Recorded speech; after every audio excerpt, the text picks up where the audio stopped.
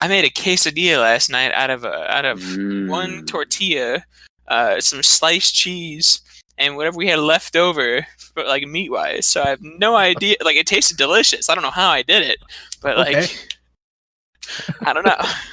I do that with rotisserie chicken. I get rotisserie chicken and I like rip it all off, and then I put it in a quesadilla, and it's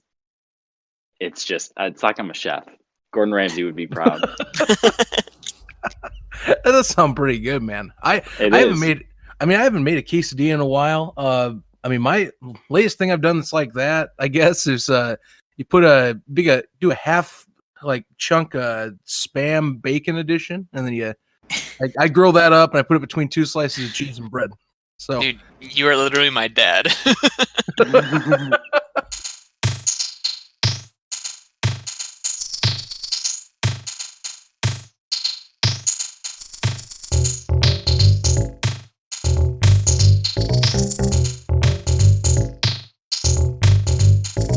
Welcome, everybody, to another edition of Football for All. I am your host, Zach Keilman. We are back once again with the dynamic trio, the legends, me, Tony Stenulson, and Michael Grimberg, here for an NFL free agency edition for all of you quarantined folks out there that need something to talk about. Because trust me, we're going nuts. We just had a little talk about that before we jumped on the podcast. And I definitely am glad I'm doing this because I need something to do besides, well, looking at nothing that is non-sports related. Tony, you could kick me off. How you been? I mean, we had a little discussion on what you're doing at the office, right? Or what is the office now? Yeah. Again, thanks for having us back on, Zach. Always fun. I am working from home right now. Luckily, I still am fortunate enough to have a job that allows me to work from home. You know, I'm not going to discount that blessing, but it's very, very weird because I wake up, go to my work computer, do work, do a couple meetings that reoccur every day, and then just try to do stuff around the house. It's really weird not being able to really go anywhere besides for the essentials. I feel you. I cannot relate. I am considered an essential employee. I actually had to get a letter that said from the it was like from the national security commission or whatever it was. We have to carry these letters to go to our job is all I'm trying to say. Otherwise people might not get happy for us being outside. Michael, how are you doing? Are you working from home? Are you an essential employee? What's your status? I guess you could count me in as the essential employee, as all the memes on Facebook and all social media platforms, really. Yeah, I'm still working at the hospital whenever I'm scheduled to work there. Yeah, the count's been really low there. A lot of sending people home so they could be quarantined and all that. It's been a wild scene at my workplace. But other than that, everything's going pretty good so far. Been itching to talk some sports and been looking forward to our podcasts. Well, that's good to hear. And I'm glad you're doing well. Especially, like I said, your scenario, I mean, you're in the more of the medical system. So, I mean, that's right.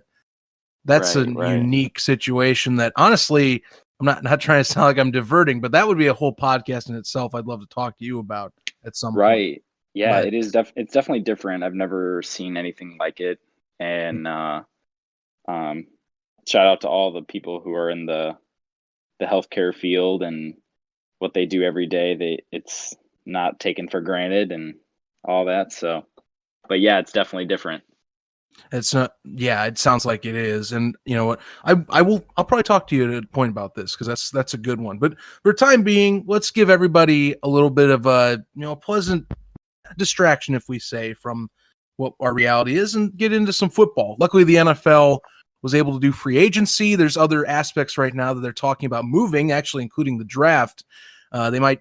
There's a rumor today I saw they might be making it a virtual draft where it'll just be, you can probably broadcast it, but it's not in person, which would be a unique take on it. Yeah, that would be. Yeah, I don't know how that would work. I mean, they did NASCAR iRacing. If you guys heard, there was a video game version of NASCAR where they had all the drivers on these like video game PC rigs for the cars. They broadcast like a race, so maybe they can do the draft that way. I'm not. Check it out. It was so weird. I saw some of the highlights. Yeah. It's strange, but it worked out. Yeah. But to get into this, I gave you guys a rundown of what we're doing today, and I gave everyone else a rundown just a little bit ago as of this recording. So let's get into it. Free agency, pretty hectic. Some have said one of the most hectic free agent periods as of this past, now the new decade, but as of this past decade from the 2010s. And, we're just going to get into our teams to start.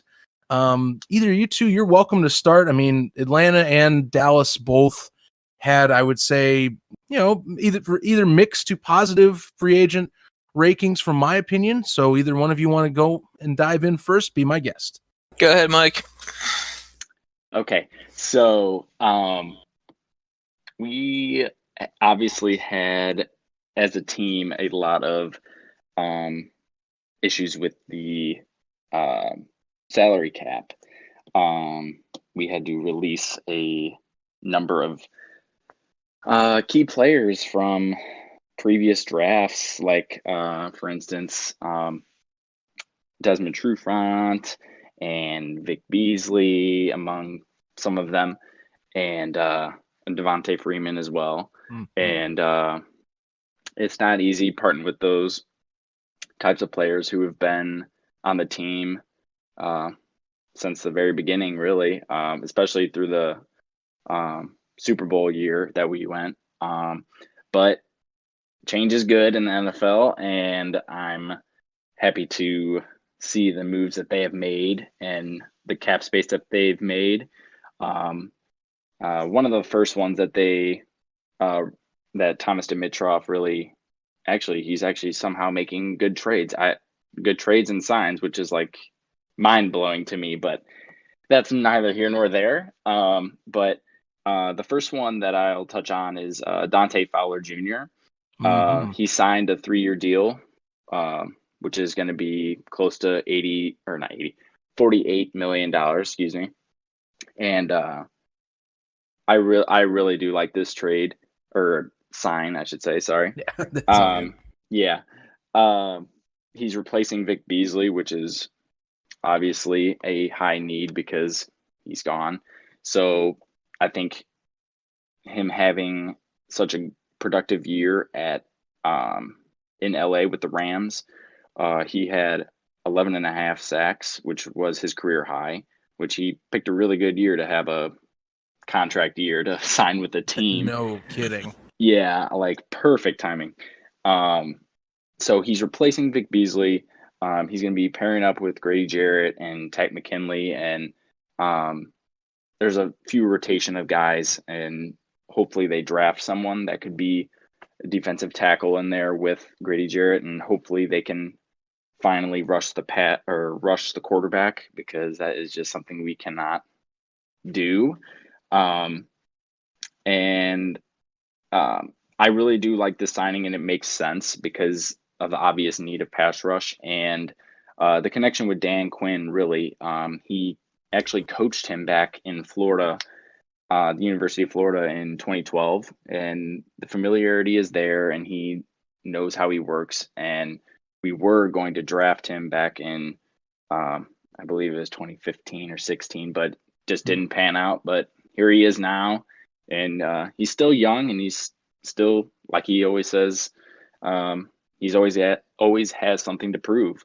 So, but yeah, I do like that signing. It makes a lot of sense. And yeah, so moving on from Fowler, was, I thought, a really underrated trade that the Falcons had was with Hayden Hurst. They acquired him from the Ravens, along with a 4th round pick for a 2020 2nd round pick, which was I believe one of our second round picks that we acquired from trading Mohamed Sanu to New England, and we sent a 5th rounder to them as well. And I do like this trade too. It makes sense. We obviously have a need for the tight end after losing Austin Hooper to the Cleveland Browns.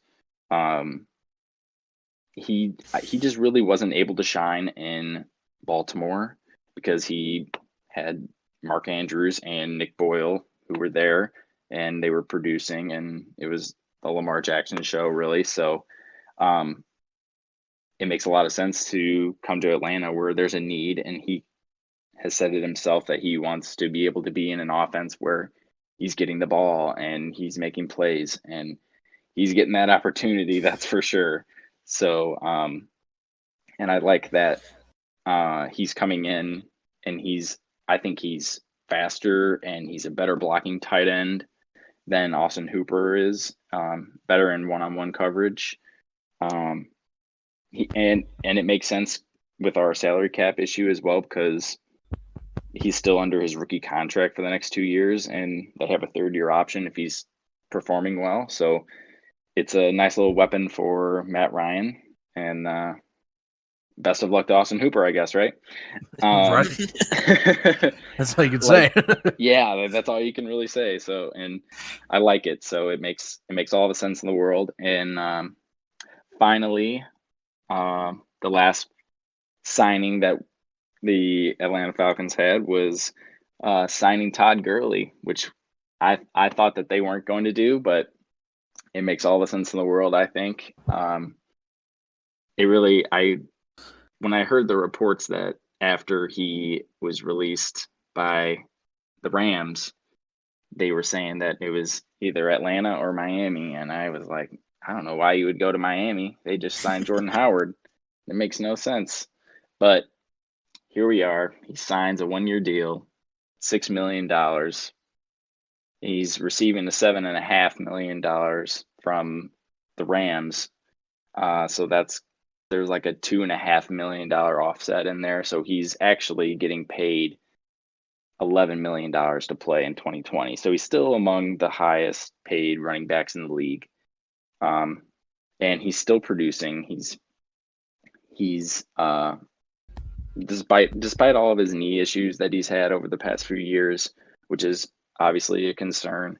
But last year he still produced. He had 857 yards and 12 touchdowns. You can't really hate on him for that. I think everyone's just giving him a hard bargain because of his knees, and that's fair, and that's totally fair. But I think he's got a good shot to one, bring more fans in from Georgia, because that's where he went to college. So, and that fan base is very passionate about their football, and that's just going to bring in more fans to Mercedes-Benz Stadium and root on the former Bulldog. I think it makes sense. I think it's a good deal for both sides, with Gurley to prove himself for 1 year, and he's still earning his money, and Atlanta didn't have to break the bank for him, which was really nice, because we're such in a pickle with our salary cap issues.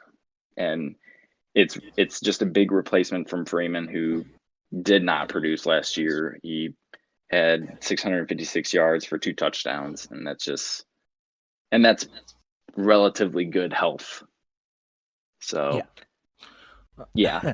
No, I get, and that's a great point, honestly. And that's something I wanted to bring up here, especially before we move on to Tony, is, Gurley's signing to me was one that I was very much fascinated with, mainly for 2019. It felt like he was, in a way, blackballed as a player for the arthritic knee issue that was being stemmed up after 2018. And then, everyone's talking about the production's down. Well, they also split carries last year. He wasn't a number 1 back. And no one's figuring that into the statistics when you put him in there. He probably gets 1,000 yards if they don't split carries the way they did. And it's kind of, to me, silly how people have registered him as this down and out running back already. Yes, the arthritic knee is a big concern. He's 25 years old, though. He's going to get a $6 million deal with the Falcons, and he already had better stats with a down year, quote unquote, at Los Angeles over Devontae Freeman. I mean, I'm telling you what, that's a sneaky good pick. I didn't put it as one of my later ones for our under the radar segment, but I'm telling you right now, that one to me, and some people doubt me online, I think he gets 1,000 yards this year and he gets back into his normal spot. I think that for some reason, the LA staff just did not want to give him the keys to the car like they did in 18. And I think that's one of the biggest reasons that they hurt last year compared to their Super Bowl run. So, yeah, I agree. Time will tell with his knee and when and if he produces at that rate, but I don't see why it can't happen. He did it last year. He still produced it with Jared Goff and all those receivers out in LA, and now he's coming into an offense with Julio and Calvin Ridley and now Hayden Hurst too. So I don't see why it couldn't be obtainable in this 2020 season. Yeah. Nah. And I think it's the reason LA didn't give him the keys is they were kind of worried about him with those knee injuries. I think they were trying to err on the safe side, but at the same time, the dude's, like you said, Zach, he's 25 years old. Yeah, he's had some knee issues. I've also seen a guy who tore his ACL come back and win the MVP the next season, Adrian Peterson. So anything can happen. You are absolutely right, Tony. That's a big one too. Is Adrian? A lot of people, when Adrian Peterson tore his ACL, they did not expect him to win an MVP his next season. So that was considered one of the most impressive comeback player of the year nominations ever in NFL history. And I would highly believe that Todd Gurley can reach the same apex that he has in years past. He's not been an MVP, but he certainly has had MVP caliber seasons before last year. He's definitely capable of getting back to that point, I think, with the right circumstances. Well, it seems like Atlanta might just be that, because I don't really think you got much behind Gurley right now that can challenge, especially with Freeman now not being in the picture, that I can tell.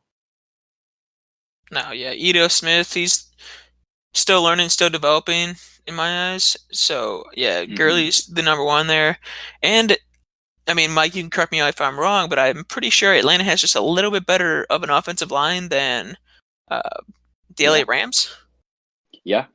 So he'll get those yards. Yeah, I think so. I think so too. They got former first round. Well, they got a lot of first rounds on that offense now.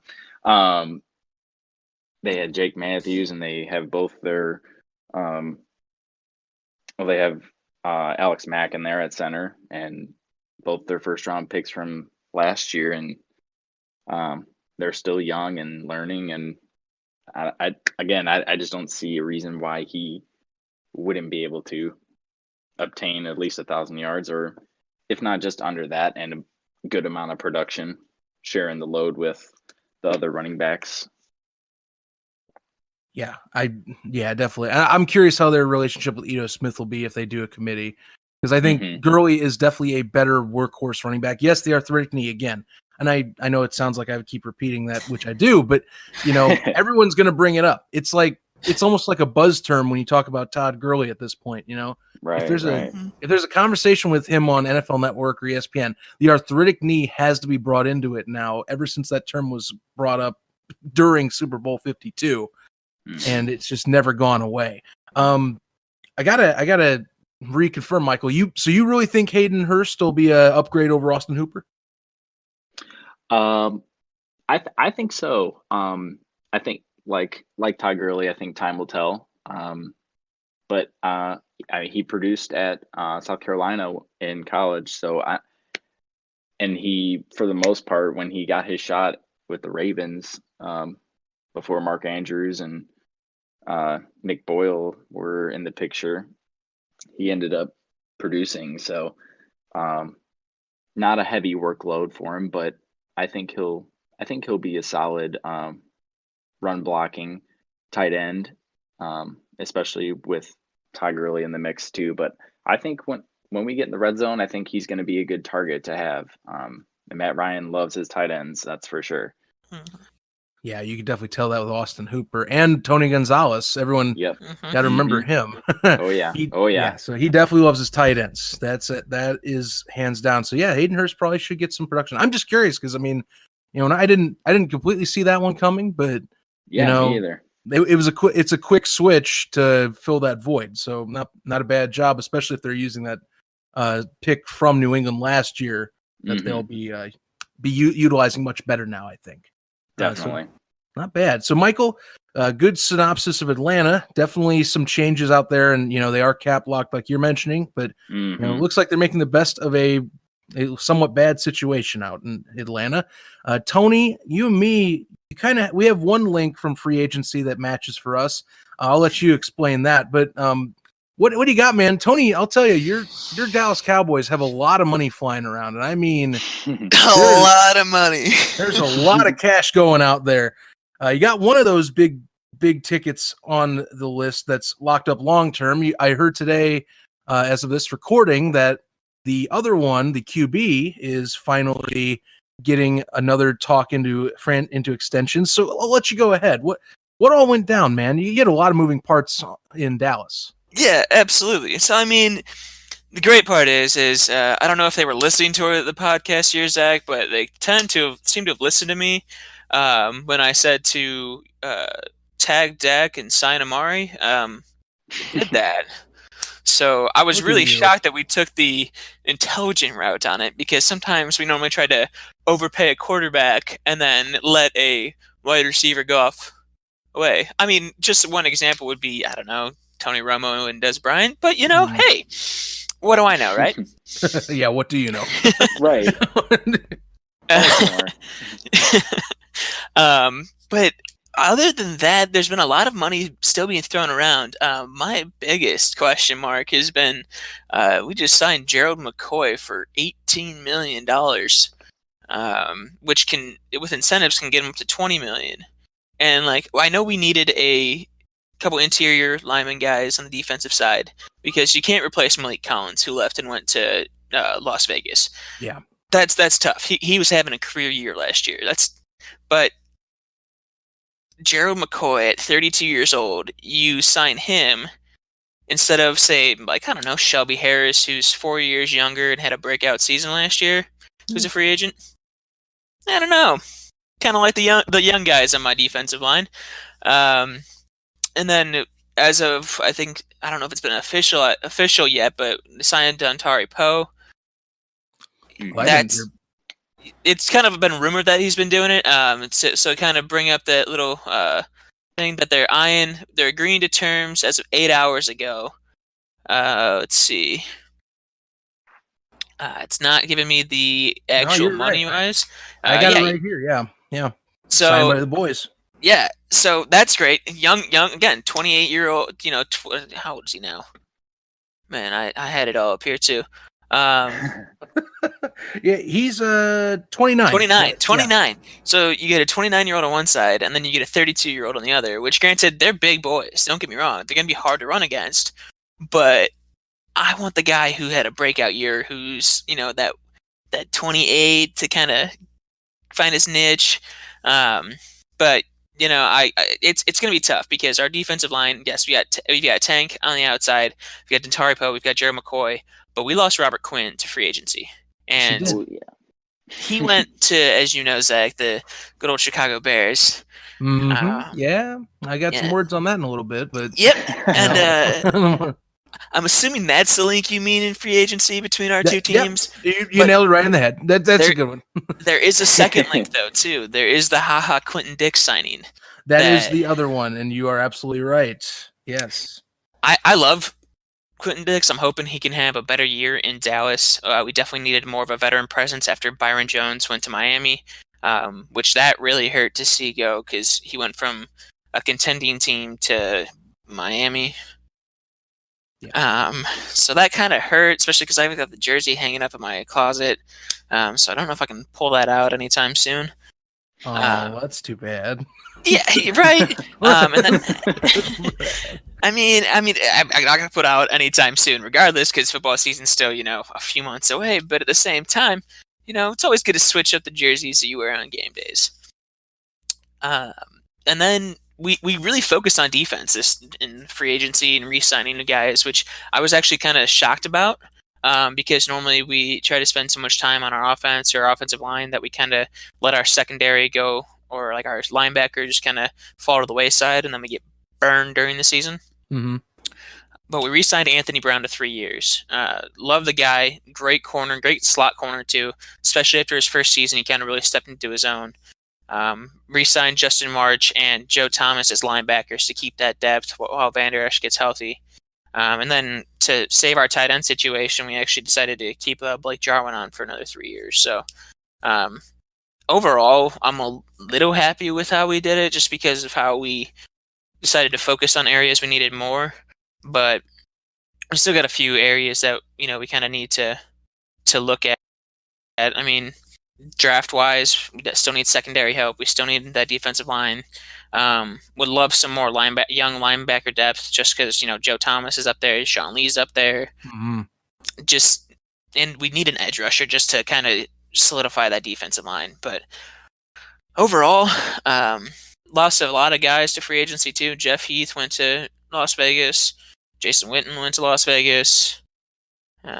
It's been a very interesting offseason to see people actually leave Cowboys and go to these other teams, especially teams I didn't think had that much cap space to sign people.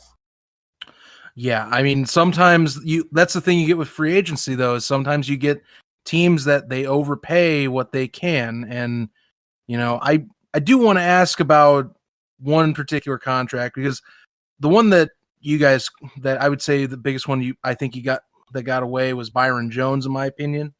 Mm-hmm. Do you believe that his contract he signed with Miami is all that it's worth? Because he signed, I believe, an NFL record for corners. Yeah. It's up there. I mean, it's the largest guaranteed for a defensive back, according to some sites. It's once Darius Slay went to the Eagles, Byron Jones's reign as the top signing ended up going as being the highest paid. That's right. Went to the wayside.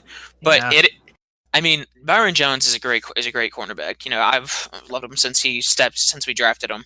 $82.5 million contract over 5 years, $46 million guaranteed at the time of signing. I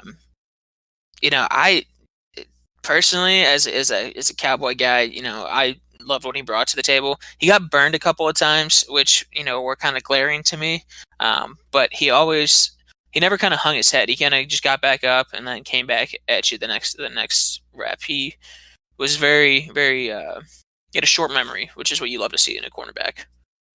Very good point. And yeah, definitely a highly anticipated and highly recognized stat for any good defensive back.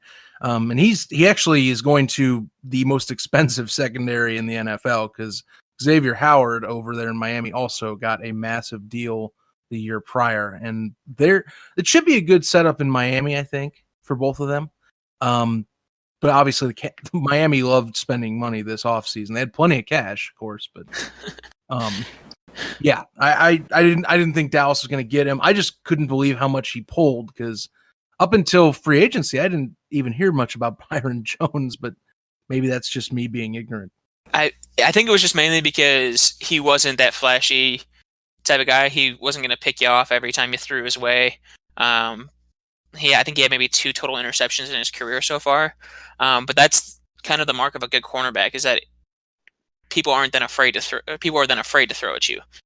Because if you're locking down the receiver, you're not going to have balls thrown your way. You're not going to have those opportunities to intercept passes. Good point. Yeah, pass breakups I don't think are as also as a quote-unquote sexy term as interceptions. And I think that's something that's looked over a lot too. So, if you're able to if you're able to get the defended passes stat up pretty high, I think that's also something that gets you the big bucks. in the NFL. So, good sign for Jones though. So you obviously like that Amari got his deal before Dak. Now as of today, when we're talking now, there's been new discussion that the Cowboys and Prescott are back to talking extension again. So, what is the ballpark for you that you would like to see a per year extension? Because we've been hearing that Dak wants upwards 40 mil, and the Cowboys have offered somewhere in the ballpark of like 33 to 35 million. See, that's where I'm conflicted. I want him to kind of show out this year that last year wasn't, that fluke or that anomaly in his career. He's gotten better throughout his playing career, but to me, I don't see him as a 40 million a year guy just yet. And I really want to see that, prove it year, kind of like that Gurley year, like for him. Just make it like show us that you can consistently do this. And I'm thinking the Dallas Jerry's usually not. Well, sometimes he's cheap with his money depending on who it is, but usually with quarterbacks he's usually not. But if they're $5 million apart, that's gonna be tough to overcome. So I think the personnel is kind of taking that same approach of, all right, we tagged you, we'll keep talking about this, we'll keep having discussions. I don't see them having a deal done by the first game of the season, to be honest with you. I think it's just a formality at this point, just so that they can keep those conversations talking. Because if you don't have those conversations now, then when you try to pull them up in September, October, November, it's going to be a lot harder. So this way you kind of have where, both teams could be miles apart, and once they get closer and closer to getting that deal done, they can kind of start moving, kind of giving in on each side. Yeah, I'm really going to be looking at that storyline all year, because if they can't get something done this year, the tag increases next year. So do you tag him again, or do you, or does he hit the free agent market and go somewhere that has a lot of money? Which, who knows, that might be possible. I just, that's going to be unique. And they already tried over a year of talking negotiations at this point. So, I don't know. I don't see an end in sight. And I agree with you. I don't think week one they'll have a deal. So they'll just keep on having that as a, we're talking type of moment right now. Yeah, and it's something to give the guys and ESPN and all that, kind of just things to talk about and, debate amongst themselves whether or not he deserves $40 million a year again, and kind of, it just gives them that material. So I don't know. I'm hoping we can keep Dak. I do like what he brings to the table. I would like him to see more of the RPOs, but we'll see what Mike McCarthy decides to bring in. Yeah, and that's another twist to this whole thing is you do have Mike McCarthy coming in as your coach this year. You don't have Jason Garrett anymore. I mean, Dak also almost produced 5,000 yards this season in Garrett's offense, Kellen Moore's offense, really. But, overall, I mean, I would think that still can continue. So that's another spin to that. Yeah, especially because from what I've seen is that Mike McCarthy's planning on keeping Kellen Moore. So the offense isn't going to change too much. Yes, I did hear about that as well. That's a good point. And I mean, I thought Kellen Moore's offense overall was fine. I just think that they weren't optimistic enough. I don't know about you, but I was shocked he did so well. Like consistent third string quarterback just has the mind of a decent coach, and I was a little shocked because I was putting his playing career up against his football knowledge, and that was wrong with me, but. I was just a little shocked, happily shocked. As I imagine, yeah. I mean, even with finishing 8-8, that was definitely the best year that Dak Prescott's had in the NFL. So, absolutely, very well put together, and it definitely looks like the Cowboys' offense can be back to its three-headed monster phase that it had. Well, it definitely looks like it is now as Cooper takes the role of Des Bryant. So, really, Tony, really. I wonder. How Dak is going to do with the recent retiring of Travis Frederick. Yes, I forgot about that. Yeah, it's it's always tough to replace a guy as good as Travis Frederick, especially a guy's 29 years old. Didn't play a lot due to his autoimmune disease. It's going to be tough to really replace part of arguably one of the best lines in football. Right. It'll be interesting for sure. I believe Travis Frederick was out most of last season, if I'm remembering correctly. I believe you are correct. And so with that, he still did well. I think he does better with when Travis was in there, but I think it'll be an adjustment for him. But hopefully, as a fan, he can do that. It's going to be an interesting season, that's for sure. Fair enough.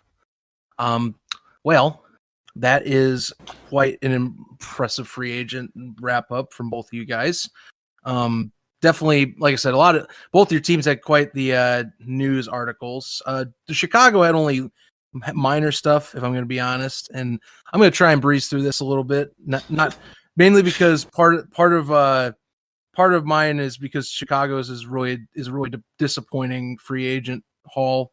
So some of these picks might be in our later segments. So just to get things going, Chicago had some cap concerns. They were more locked into cap. So they needed to shed some things in the offseason. Their two big losses were Prince Amukamara and Taylor Gabriel, mainly because they were cap losses. And it was to help clear up room for some signings that either I was okay or liking to why the hell did they even do that in the first place? So yeah, they lost to Amukamara and Gabriel. They also lost Nick Kwiatkowski to free agency to the Raiders, which I was very disappointed in them letting him go. They also lost Nick Williams, which is an underrated loss, in my opinion, at defensive tackle to the Lions. And then Chase Daniel, who I could care less if he's gone now, went to the Lions as well. Look, they needed a new quarterback in the backfield behind Trubisky, so it's fine that he moved on. He was a good guy, but it's fine that he moved on to Detroit. However, if we look at what Chicago gained, I don't really know if I am happy with who's behind Trubisky or even ahead of him at this point. So the Bears picked up Robert Quinn, as you mentioned, Tony, and I like the signing. 11.5 sacks. He had a rejuvenated year last year in 14 games. The guarantees were only $30 million for 5 years, $70 million with incentives. So they're really expecting him to turn out to get his money. And I think that was what they needed to do, because before he signed with Dallas, he had been let's say subpar in Miami at times. So it's a 5-year deal that's got a lot of stake in numbers behind it that I think I'm okay with. Jimmy Graham's a wasted signing, hands down. I don't know why they picked him up. I think that the money could have easily been used elsewhere in free agency.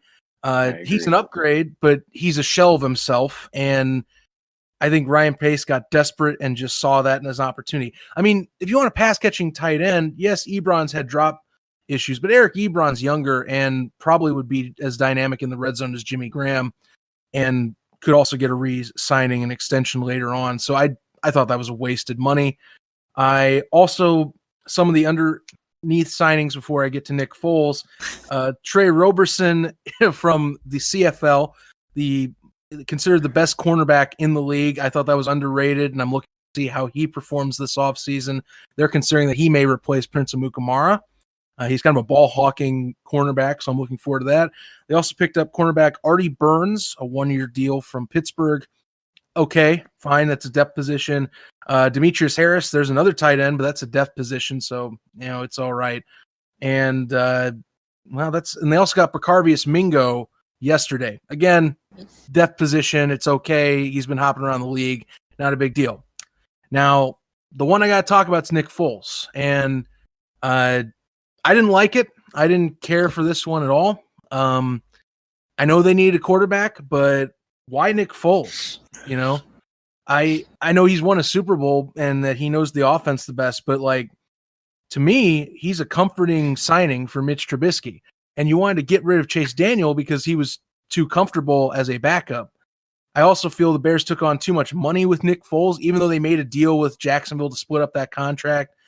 I didn't think it was worth giving a 4th-round draft pick to Jacksonville for that money.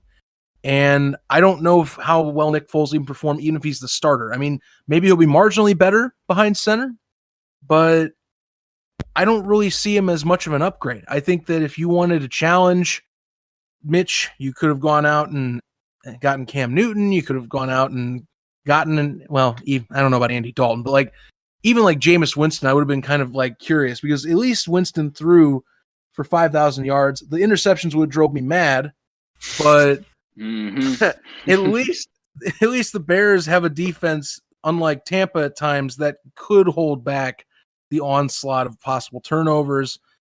And I think that Winston also would have been able to run more, been more confident in his passes than Mitch is, because Mitch to me is definitely not a confident passer right now, and I just don't like Nick Foles. And it just, he won a Super Bowl, and I think it's one of the best Super Bowl performances by a quarterback in Super Bowl 51, but I could care less for this trade, and I thought it was a big waste of time.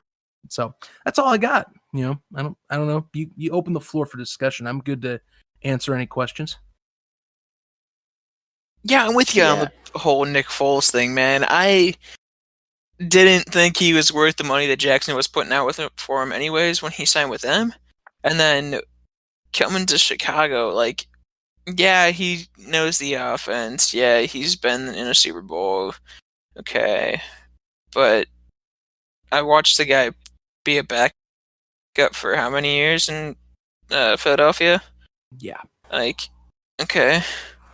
He might give a slight competition in camp, but at the end of the day, we know that Trubisky's probably going to end up winning that starting spot. Yeah, at this point, they want him so badly to prove people wrong in Chicago, but they've tarnished his reputation so much, and he has himself just talking about confidence last year, making him sound like he can't take the heat, and now it's pretty much about we're trying to challenge him, but if you really wanted to challenge him, and shake up him having a chance, you would have brought somebody else in. So I think this is the final move to see if he can actually stay in the job, even with a favorable signing like this. It's not good. I think Chicago kind of moved, with the exception of Robert Quinn. Some analysts don't like this pickup. I actually do. I think that he's definitely a better edge rusher than Leonard Floyd. They need edge rushing help because all you're going to do is if no one is able to rush from the opposite side that Mac's on, they're just going to cue in on Khalil Mack. That's what happened last year. Mm-hmm. Mack had a down year because they would just constantly either chip at him or double team him so that he could have no production. Mm-hmm. You need to have somebody that can bring the pressure. Robert Quinn, definitely able to do that. Now, is he going to be the 2019 Dallas Cowboys Robert Quinn or the Robert Quinn that was traded away from St. Louis before they became the Los Angeles Rams and was a dud in Miami for several years? I don't know, but we'll find out. And, that's all I can really say about him is, I like the sack numbers, but I got to make sure and see that he's going to be doing that same consistent production next year. He is only 29. He's going into age 30. So him and Mac are on the same kind of youth scale right now because Mac's also going to be turning 30 here, not this year, but next, I believe. So we'll find out. I really hope that it works out for them. But, that's really the bright spot from the rest of this. I also should mention that the Bears did re-sign Danny Trevathan, and I thought that was a mistake. I thought Nick Kwiatkowski deserved that money. Trevathan has the more proven track record. However, Kwiatkowski stepped in, seemed to be better than Trevathan last year. Trevathan has injury issues in his career. He's also 3 years older than Nick Kwiatkowski, and the Bears could have easily paid Kwiatkowski that same money that LA did and got a better deal, which would have helped with the cap. So I did not think it was worth the money as well. That's about it for me. That's about it. One particular move I got to bring up to you guys, and just because it made so much news, and I'm finally glad that it's over with talking about, is where the hell was Tom Brady going to go this offseason? Because it was everywhere. Everyone wanted to know, where's Tom Brady landing? Is he going to go back with Bill Belichick and work it out, or is he going to go to the Chargers and help the Chargers sell some tickets in Los Angeles? Because that was really what was all going to happen if he goes there. But no, he goes to Tampa Bay. which to me, it seemed like that Tampa Bay came in late into the process because early on it was Las Vegas and Los Angeles, the Chargers, that were the top two teams. And here's Tampa Bay. They're winning a deal for him for 2 years, $50 million. And they have a lot of offensive weapons on that team. They also have a lot of interest now from free agents, according to the sources such as Ian Rappaport, Adam Schefter, and company. I want to get from you guys, do you like the signing, and do you expect Tampa to possibly win the South and be one of the marquee NFC teams this year? Go ahead, Tony. All right. So I do like the signing just because Winston did well last year, 30 and 30, but at the same time, they needed somebody who was going to actually put the ball on the money for his receivers. And it makes sense for the city of Tampa and, the team, because like you said, they're getting more interest. And I mean, who wouldn't want to catch a pass from Tom Brady? Who wouldn't want to be on Tom Brady's team? Like, he's arguably one of the best quarterbacks to ever play the game, if not the best. Yeah. But man, I lost my train of thought. Who? Buffering. Oh, Tony, yes, get on the yes, tracks. I got it. Okay, so because I was thinking about your second question, do I think that they're going to win the South? My answer is no, just because the NFC South is going to be the toughest division this year, and you can take that one to the bank. You have Tom Brady, you have Drew Brees, you have Matt Ryan, and then you even have Carolina with Teddy Bridgewater, who might be a surprise. It's going to be competitive all the way around, and it's going to be so much fun to watch. Maybe not so much for Mike, but for the rest of us football fans. Yeah, I'll touch on that after you're done. Take it away there, Mike. Go right ahead. Floor is yours. Yeah. I really thought he was going to go to LA Chargers, or at least out west, to try to, I don't know, bring in fans to the Chargers or the Raiders to Las Vegas. But he decided to stay on the East Coast, and yeah, he's definitely going to be an upgrade from Jameis Winston, considering Jameis Winston threw 30 interceptions last year, and Tom Brady's only thrown 29 interceptions the last 3 seasons, which is crazy to say. But yeah, I do think it's a good move for Tampa Bay, like Tony was saying, like bringing in more fans and like even popularity throughout the entire world, really. Like, everyone knows who Tom Brady is, and they're going to want a jersey of Tom Brady's, and especially because he's on a new team. And I read something that he's already, or Tampa Bay's jersey sales are through the roof, like 900% or something like that. It's crazy to think that, actually. Even season tickets, Michael. That's something that got my eye, is also season really? ticket numbers. Yeah. Wow. Yeah. That doesn't surprise me too, but because it makes sense, because I mean, only 2 franchises can say that they've seen Tom Brady play a football game for them. Well, Buccaneers very soon, but still, the Buccaneers really haven't had anything going for them since, well, they made the postseason back in 2007. They've kind of been in the basement of the NFC South, really, and it's just how it is. And bringing him in is, I'm happy for Mike Evans, honestly. That poor guy has had Jameis Winston thrown to him for however long now. It seems like forever. And I'm happy for that whole offense, really, just the guys in general. But I am not happy to see them twice a season. That is for sure. It's going to be interesting with all the talk of when they were in the Super Bowl together, going head to head. But it's also going to be exciting. I think there's going to be a lot more primetime games with Atlanta and in well, actually all the teams, really, but especially New Orleans. How everyone was clamoring to the fact that Drew Brees and Tom Brady were going to play each other twice a year, and the last time they played each other, it was a barn burner, and it was just exciting to watch. And now fans get to see that twice a season. Like, you can't really beat it, honestly. And I think it'll be interesting to see him and Bruce Arians together. The fact that Bruce Arians is the new head coach down there in Tampa, and how he has his past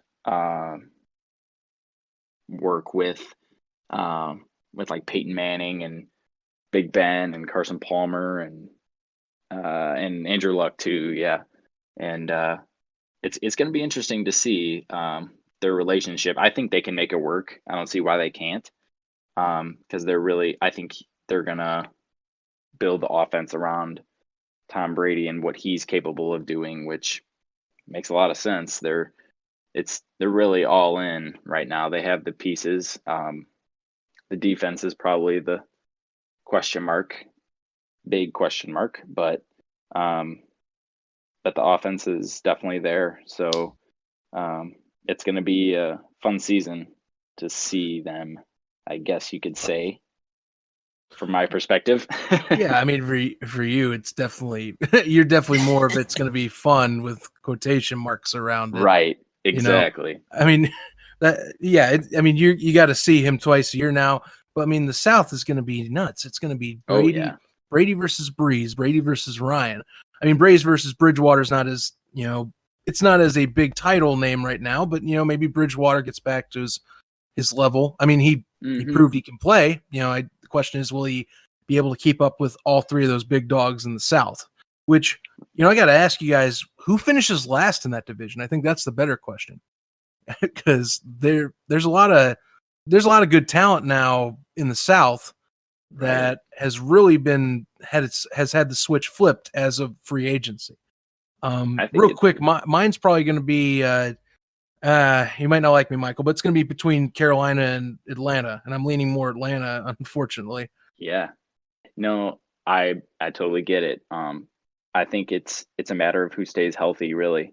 Out of all 4 teams, it's going to be interesting to see who's all going to be healthy throughout the entire season, and I think that's going to be the biggest difference maker. Yeah, I feel you. I'm going with either Carolina. I'm gonna put my money on Carolina as finishing dead last in the South, just because I have too much faith in Breeze and Ryan and Brady, and with Brady going to Tampa Bay, it's finally a testament for his critics and his supporters to see how he does in a different system. Is he actually, arguably the best quarterback to ever play the game, or was he truly just part of a phenomenal system? To put that testament to use right now, they had Las Vegas odds makers come out again this week to say who their favorites are for divisions. I will mention that even with the losses that Belichick had in New England's still favored to win the AFC East this year. That's wild. I am not kidding you. I kind of, I had to scratch my head at that, but for crying out loud, there is still the draft, so we can't all just say that this is done. But with that roster right now, I'm like, really, we're gonna put all our chips there, and the Buffalo Bills restock their roster this free agency, and we'll wait and see. I don't know how they beat the Bills now, but we'll find out. I mean, it's going to be fun. Real quick for me, I think this is a good signing overall, and it just makes the NFL more fun. I'm excited for all these NFC South games now. 2 games per year of Brady versus Breeze for the next 2 years is going to be a blast. It's the top 2 quarterbacks in touchdown numbers overall, with Breeze, I believe, still slightly edging Brady even with his injury last year. So it's going to be a blast to follow this. Matt Ryan being in that mix too, and then Teddy Bridgewater. Meanwhile, in that division, you got Todd Gurley, you got Christian McCaffrey in there as well, Alvin Kamara. Mike Evans, Chris Godwin, Michael Thomas. There's so much talent in the South right now. It's going to be so much fun. Yeah, It's going to be a lot of fun. A lot of offense is coming to the Yes. South in 2020. I cannot wait. And I'll tell you what, for the sake of Tampa Bay, they finished mid-range last year. They actually had an acceptably good run defense, and that's going to stay pretty much the same. They are bringing Ndamukong Suh back for a 1-year deal. Vita Vea is going to be in there, anchoring the middle, and then them tagging Shaq Barrett with also signing Jason Pierre-Paul. They're going to have a formidable front four. So Tom, I think, did his homework, and I think he realizes too that Bruce Arians is the guy that revitalized Carson Palmer's career and made Carson Palmer an arguable MVP candidate in Arizona. And I imagine that Arians is going to utilize Brady to his full capacity in a more pass-first offense, just like they had been running in years past with Bruce Arians in Arizona and, of course, last year in Tampa Bay. It's going to be a blast. And I can't wait. And so just to give you a quick stat on that, Drew Brees is currently ahead by 6 touchdowns on the career. So they're 1-2. Yeah, and it's going to be funny because from what I understand is Brady wants to play till he's 45. So this is kind of his last stint if we are following what he said. So this will be almost like a neck-and-neck touchdown race for these final 2 years on who's going to get the record. And speaking of records, I think you're right. He's going to be trying to go for those, but also keep in mind where the Super Bowl's planning on being played this year. How can we forget? It is in Tampa Bay, and fitting. Can you imagine if Tom Brady gets to host the Super Bowl against somehow his former coach and mentor in Bill Belichick in Tampa Bay? What if a that were to happen? storyline. That would be the ultimate storyline. I'll be honest with you, if that actually happens, and it's not done by skill, I'm calling the NFL rigged, and I'm done with it. All right? Like, there's no way. Like, there's no way the Patriots win the AFC East. I'm just calling it now. There's no way. Yeah, people thought last year for some reason Mahomes getting to the Super Bowl was rigged. Please, that would be the ultimate rig job. The NFL would love it. They would sell their tickets to expungent numbers in Super Bowl terms, and that's really expungent if they did that. Yeah. Oh my God, I can't wait for 2020. It's going to be a blast with Tom Brady. And what's funny is we haven't even gotten into some of our best of, worst of. This has been, Brady and our teams alone. It's been good so far. Let's keep this train rolling though. I gave you guys these 5 categories besides what we had just discussed. Best free agent pick, worst free agent pick, our best under the radar pickup, best trade, and worst trade. I'm good with any 3 of us starting off for the best choice. There's plenty to go around from what I was looking at down the NFL's 101 best free agent list this week. So take your pick. Go ahead, Zach. Honestly, I feel like we've been talking a lot. Go right ahead, man. Why not? I always try and give you guys the name first, but that's fine. That's okay. You go. I'll go first. Why not? I like the signing of Chris Harris. I thought that was a steal for the value they got for him in Los Angeles. 2 years, $17 million for a elite cornerback that will be well paired with Jason Verrett on the opposite side of him, as well as it's not Desmond King. That's it, because Derek King's different. But yeah, they got Desmond King as the safety back there. You got Jason Verrett on the opposite side in Los Angeles, and Chris Harris anchoring another opposite side too. And Harris can play slot or outside cornerback, so he is definitely worth the pickup for those 2 years. It really boosts up Los Angeles's defense that already has Nick Bosa on it with others, and I am really thinking they got the best value out of it. I had a few other options just in case, but his just stuck out to me because I couldn't believe that they got him for so cheap, if that is the way you want to put it. But I go Chris Harris Jr. I like it. Nice. Yeah, it's definitely a sneaky good pick, and I like that they've started to refortify that defense of theirs. Now that all that remains to be seen is really how they revamp that offense. Even though they re-signed Austin Eckler, they still got a few other kinks they need to work out. Yeah, they got some things that work. I was expecting a quarterback to be signed there again. I thought Tom Brady was going to Los Angeles. If I was thinking LA, be like, hey, we need tickets really bad because otherwise I don't think you're going to sell out that new stadium out there in California. So they must either be looking to draft somebody or they're looking at their other options right now. Or they really like Tyrod Taylor and just hoping to God fans come. Who the hell knows? Really. But yeah, I mean, Chris Harris will at least help with the production that they'll have because, I felt like, if they can just stay healthy, they probably have a good team. That seems like the storyline for the Chargers every year. If they just can stay healthy, they can probably make it to the Super Bowl or something. But, who knows? I just think that Chris Harris is a great one to get across from Verrett and company, and it'll make for an even better defense than it has been in years past. Yeah. My pick is I don't know. I liked it. I don't know how anybody else feels about it, but Emmanuel Sanders to the Saints. Yes. I love that one. No, I hate that one. Oh, I knew you might. No, it is a good one though. That offense already has Michael Thomas, Alvin Kamara, has Drew Brees at the helm, and you're going to tell me that you now have a slot receiver who apparently doesn't age in Emmanuel Sanders. And then you throw Jared Cook in there too. Like, it's gonna stack that offense even more than it already was. Abso-freaking-lutely, man. Unreal.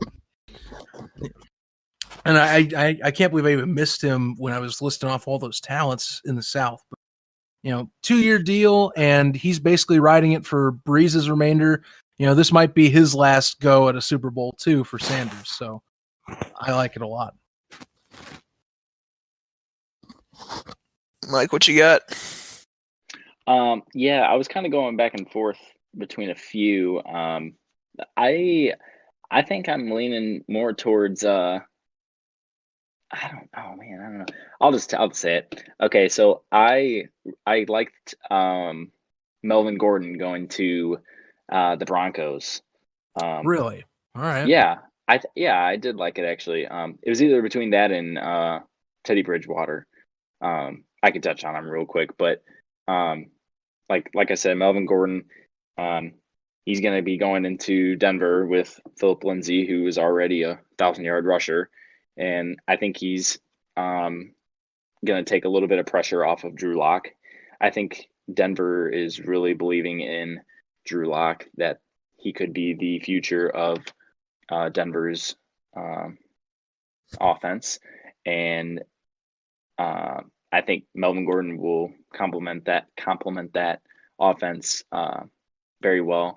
They only got him for 2 years for $13.5 million guaranteed. Obviously, with incentives, he can get more than that. It's a 2-year, $16 million deal. But yeah, for those reasons, I think that he was a good pickup. But I am really fascinated in the Teddy Bridgewater free agent pickup because, he's really getting his first chance to be a full-time starter again since his Pro Bowl season back in 2015 with Minnesota. And, Carolina's been going back and forth with quarterbacks with injuries and stuff. And now that they shipped Kyle Allen, to the Redskins, and Cam Newton is no longer in the fold, they had to pay up, and they got Teddy Bridgewater for 3 years and $33 million guaranteed, which might be a little bit of money for a quarterback who has a little bit of health issues, but I think he proved himself to be what he has been throughout his entire career. Really, his longevity is kind of in question, but he can definitely sling the rock, as he proved in New Orleans last year when Drew Brees went down. He definitely earned his contract, that's for sure. Yeah, I would say the same. And I would also have to say that is overall it's a good pickup. Personally, I thought I thought that the Carolina Panthers, their mindset was, well, can we move on from Cam with someone that can be more of a game manager type? Because I think they experimented with that when they played with Kyle Allen last year. Mhm. And besides the fact that Allen was, I would say, about garbage for the second half of the season, they saw early on, like, if we lean on Christian McCaffrey and get somebody that at least is stable enough to where he doesn't have to do too much, but he can make the plays when needed, they can win. And Teddy Bridgewater is that guy from what he showed in New Orleans.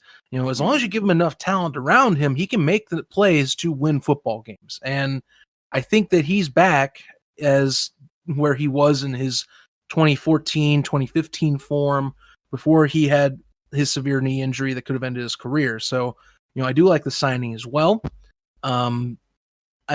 Athletically, if Newton is fully healthy, you'd think Cam Newton would be there, but there's too many health questions right now with Cam Newton. Wherever he lands is going to will determine if he's a starting caliber in the league's mindset or if he's backup. But, I got a lot of faith in Bridgewater. I agree with you, Michael. It's a good one. Mm-hmm. It's a good pickup. Yeah. And I think reuniting with Joe Brady, he used to be the offensive assistant in New Orleans in 2018. I think just that familiarity with each other too, I think will definitely take him to new heights, especially now that he has McCaffrey and DJ Moore and Curtis Samuel, and now that they just acquired Robbie Anderson from the Jets. Oh, that's right. And all these weapons. South's going to be awesome. Can't say that enough. It's going to be fun. Yeah, Bridgewater's a good one, though. I like that. And I'm actually going to kick this off for the worst free agents. It's funny you mentioned Gordon because I had him as a worst on this list. Yeah. I'll explain. Okay. My backup would have been Jimmy Graham, which I already have explained how bad Jimmy Graham, in my opinion, was as a signing. But to get on a different track, Melvin Gordon is definitely a dual threat running back. He can catch out of the backfield. He's a very capable runner. However, you already had Philip Lindsay in Denver. You have Royce Freeman already backing him up, and both those guys are pretty cheap cap-wise. And you're picking up Melvin Gordon, and you're probably going to sink Philip Lindsay deeper into the depth chart now because, unfortunately, how the NFL works, from what I've ever noticed, more money means more play time usually. So my guess is Gordon's going to be the number one running back going into this. Lindsay's number two, which I don't agree with. I thought Lindsay deserves his number one spot. Gordon shot himself in the foot when he tried to do contract negotiations in Los Angeles, which led to Austin Eckler getting that starting nod and showing that he can just do as well as Melvin Gordon. So my opinion is the money could have gone elsewhere. I'm not saying Melvin Gordon's a bad player, but you look at Denver's setup on offense, and I didn't think it was worth signing him, was my case. I don't know if that makes sense, but yeah. You're welcome to counter. That's my counter, at least, to what I thought of that signing. Yeah, I didn't really think about it that way. It makes total sense, and I think I was looking at it from the sake of Drew Lock's perspective. He's still young, and he's still trying to develop as a quarterback, and I think maybe having two different types of running backs in that system would definitely help him. But yeah, I agree. I think maybe they could have used their money elsewhere. Like they could have signed a Robbie Anderson, like I mentioned earlier, instead of Melvin Gordon, and let Philip Lindsay and Royce Freeman really just take over that offense. But you never know how it'll pan out in the NFL, right? Yeah, and that's another thing with free agency. You never know how these guys turn out. Free agency's still a total toss-up, even with proven guys. And again, Melvin Gordon's a proven guy. It's just that he lost his value when he tried to hold out for a contract last year, and it completely backfired in his face. This is what the result is now, is that the running back trend in the NFL is now that pretty much anyone can do the job of running back. according to the mindsets of owners and coaches. So now it's about trying to prove that, you can be the elite cream of the crop, and Gordon will do it just fine. Honestly, if you're talking about with the case of Drew Lock, it's a great running back duo to have those two back there. Mm-hmm. Money wise, is like I said, the money reasons are the only really care for this deal as much. But I think like that for Lock's development, it does. There is a chance that does help a lot, and of course it diversifies the offense's production as well for Denver. It's gonna he'll make an impact is what I'm trying to say. Absolutely, he'll be an impact in every game. Tony, we'll keep going the same rotation here. Right. Who was your worst choice? Like what deal or team kind of pairing did not work out for you? So I interpreted this two ways, so I kind of have two answers to this, especially with given recent events. One of my worst deals for a player would be the fact that Cam Newton just got released as opposed to the beginning of free agency. He had some injuries, but depending on where he lands, I think he's going to be perfectly fine. I think it's just been the fact that people have counted him out, and watching him these past few years, he loves that, and he loves to prove you wrong. So, personally, I would have loved to see Cam go to some team earlier on, as opposed to waiting. Now he's stuck with Andy Dalton and Jameis Winston as the quarterbacks to pick from, which is a good problem to have, because then you're might be the better one out of the three, but also, I don't know. I think he's regardless, the three that are left are high risk, high reward. As opposed for signings, we're going back to Austin Hooper. I hate this signing. And you're right in the community for this, so I'm kind of curious what you've heard around the Cleveland area. So far everybody in Cleveland loves this signing, and I get it. He was a top 5 tight end last year. Big red zone target when he was healthy. I hate the signing due to the fact that they have Njoku, who's coming back off of an injury. They had Steels Jones filled in fine for him, but at the same time, Baker Mayfield doesn't throw the ball to his tight ends as much as he should. He forces the ball up to either Odell Beckham, or he throws it underneath to Jarvis Landry or to Nick Chubb or Kareem Hunt. He doesn't really utilize his tight ends. So now you've got two good/decent tight ends, with Njoku being more of that decent side, in an offense that's already crowded, already got too many mouths to feed. I think monetary-wise, great for Hooper. But the Browns were still the number one with the most cap space. So great for them, too, to be able to sign somebody of that caliber. But I hate the move because I don't think Austin Hooper is going to get fed as much as he should be. I think if he would have gone to any other teams, like, he would have become that huge staple like he was in Atlanta. And absolutely, I could eat my words with this. It has happened before with a lot of my different takes, and I'm very well aware of that. But his success relies on Baker Mayfield, and Baker Mayfield alone. It has nothing to do with his skill, really, because we know that he's gonna do well as much as he can, because he's got the skill set. It has to do with he went from a former MVP in Matt Ryan to Baker Mayfield, who had a great freshman year, don't get me wrong, but that's because there was no tape. Look at last year. That was so much more of a slump than I've ever seen for a sophomore slump. I'm baffled by it. I think he maybe just followed the money and who could offer him the most. But if he's trying to get playing time, if he's trying to get receptions, he's going to be probably the third or fourth option being looked at on that team. Yeah. That makes a lot of sense. Yeah, I was mixed on the Hooper deal. I think Hooper is definitely productive as he was showing in Atlanta. There's no doubt about it. But the big issue is, of course, it always goes back to the quarterback in these scenarios. Is Baker Mayfield going to adapt? Is the thing. Will he calm down on his touchdown to turnover ratio? Will he make intelligent decisions in the pocket and the right decisions at the right time?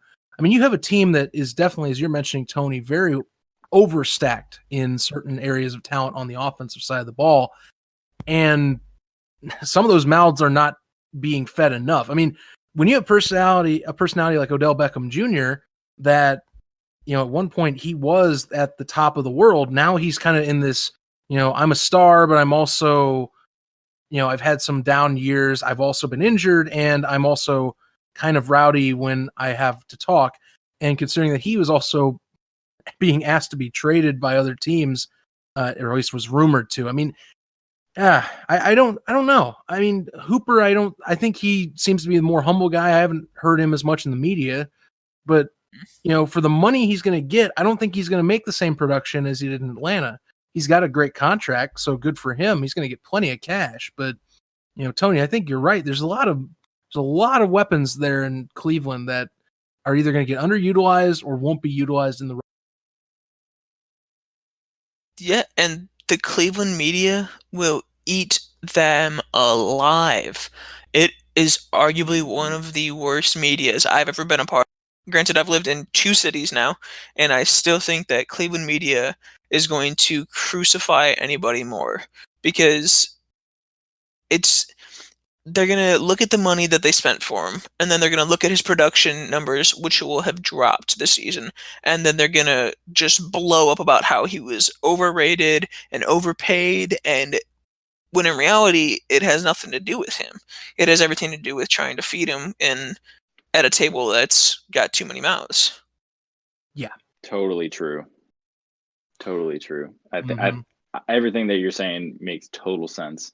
And I thought it was such a weird place for him to go, because he's such a quiet guy. Like how Zach, how you were saying, you didn't really know how he was in the media. He's such a quiet guy, but he's like, I don't know, he just kind of goes with the flow. But like, I don't know, when I saw the report that he was signing with them, it just didn't really make that much sense. It didn't seem like they needed a tight end like most other teams, like New England needed, and Dallas. yeah, Dallas too.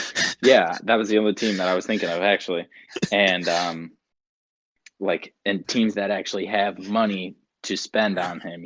Like, not that Cleveland doesn't, because they did obviously, but like New England obviously thrived in that system with a tight end with Gronkowski. But now that Tom Brady's not there, not that they don't have that need, but that would have been a place for him to go and thrive in that offense as well. Yeah, I wish the Bears had the cap space to pick him up, if I'm being quite frank. And I know he was gonna draw a big contract like this. Just Cleveland didn't need him. And Tony, you bring up David Njoku's a good tight end. It's just that he gets underutilized, unfortunately. And really, I mean, I wouldn't have minded seeing him get on the free agent market. I would have been curious where he would have went, because I think he has the intangibles to break out somewhere else, since he's been kind of, I think, held under the radar in Cleveland for his first several years since he was drafted, because he was kind of a touted prospect coming out of college.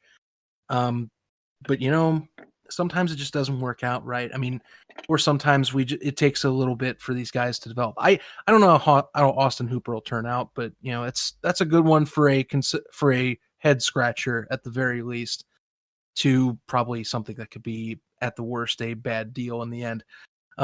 Michael, who'd you have for this category? So I have someone that you guys probably haven't heard their name in a few years now, but he used to be a former first-round pick back in 2015. He's offensive lineman, and he's going to the Miami Dolphins now. Eric Flowers. Oh, yes. 3 years. How can we forget? Right. I did forget about him. $30 million. Almost $20 million guaranteed. Now, it gets better. It gets better, I promise. And it doesn't get better. So he's going to be on his 4th team now in 7 years. Or not 7 years, 5 years, sorry. He was drafted in 2015. Makes it even worse. Yes. He hasn't stayed healthy. and he's had a lot of trouble protecting the quarterback's blind side. I truly believe that they could have done something else.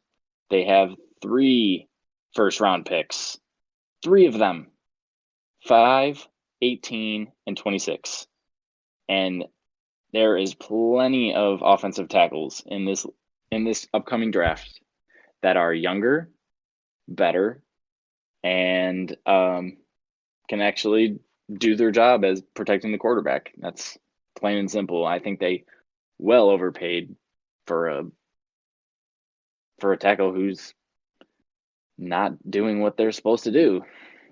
So Yeah. I don't know. It just didn't make any sense to me. I remember watching numerous games of him on the Giants, and he just watching Eli Manning run for his life because he's not getting the pass protection that he should be getting, especially from a first-round pick who never lived up to the hype, unfortunately, which that's how it goes sometimes. But it doesn't make any sense that the Dolphins would pay that much money for a offensive lineman when they have 3 first-round picks. Yeah, people are still paying for him. That's what's nuts. Right. And I'm looking here at Miami's kind of their signings. It's funny. They have Eric Flowers listed as a guard, and I forgot that he did switch positions last year. But even then, looking at analysts' projections, he's not worth his salary. And so I don't know why they gave him $10 million a year to try and rejuvenate his career as a guard, but he's not worth the money at all. And I agree. How the hell did we not put that one? I don't know. I know. I was just going through everybody, and I was like, Eric Flowers, I know that name. And I was just looking at it, and I was just dumbfounded at the fact that they would sign him to that much money. Because go ahead. Sorry, I was gonna say, because it's not just bad. This is like infamously bad for a tackle. Yeah, it's just mind blowing that they would spend that much money on a guy that has never proved himself. I mean, they say a change of scenery is good for a man, but it doesn't seem like this is in the cards for Eric Flowers. Getting the same feeling as you. I think you're right.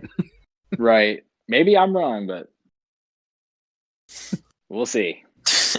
Usually history repeats itself. Yeah. Right. Usually. And I mean, sometimes, of course, teams just like to, they feel that money's burning in their pockets, so they just have to throw it out there while they can. Right. They should be throwing it to us. I thought the same exact thing. I wish I had Eric Flowers' cash to play like garbage. Heck, put me on a 10-day contract, and I'll probably play a little bit better than he does. Yeah, why can't the NFL have 10-day contracts on the NBA? I could probably stop like I don't know. Let me think here. Yeah, I mean I could probably stop someone for maybe 5 seconds. Listen, I'm gonna cut block. I'm gonna cut block every single person. I don't give a damn. I'm gonna go right at those legs. I'm not gonna try to go mano a mano. I'm gonna utilize my underside. Go just low man wins. You'll make that team the most penalized chop block team in the NFL because someone will come over there and try and hit high like every other play. I know. As long as nobody comes over and does that, we're fine. Just let me do me. Well, run the ball away from where I'm at, and I'll make sure that this one guy doesnto you. Like we're good. Just look over to Pouncey and be like, okay, look, don't go after. Do not go after my guy. Go to your right. I'll be cutting like I am mowing the grass at my house. It's gonna be the finest blocking you'll ever see. I will make ESPN top 10 every night for blocking. Either the top 10 or the not top 10. There's no in between. There is no in between. You got on television. That's all that matters. Got my 10-day contract. I got a couple $100,000, and I've got on TV. I'm good. 401k, thank you. I got maybe a 10-day contract. So you can be like, well, I'm part of the NFL Players Union, so I can maybe vote now and get benefits and stuff, right? Get on the NFL's retirement plan for a little bit. Hey man, I played for 10 days. Don't you remember me? I was the guy that cut blocked everyone. Dude, nobody would forget you too, because they're like, yo, you remember that guy that was cut blocking me every single time? Yeah, dude was on a 10-day contract. Dude, in the span of that week and a half, I blew out 3 knees. 2 of them were on my roster. I am a freaking legend.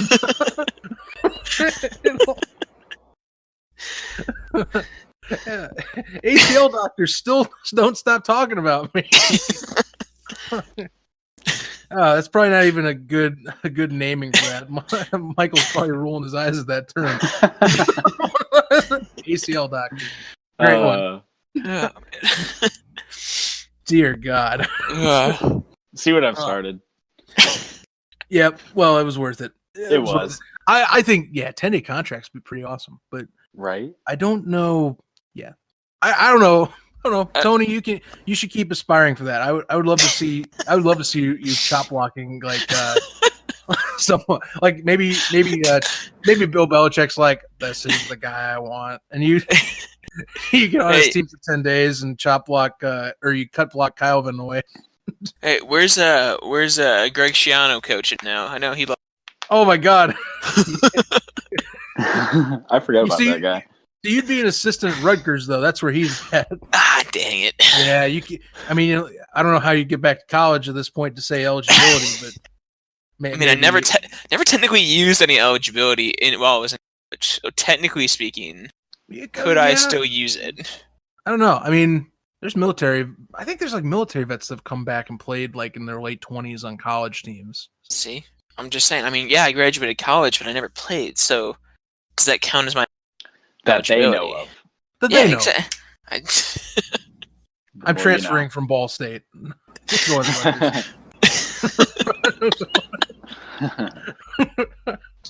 redshirting. What's your play time? I sat at a few games.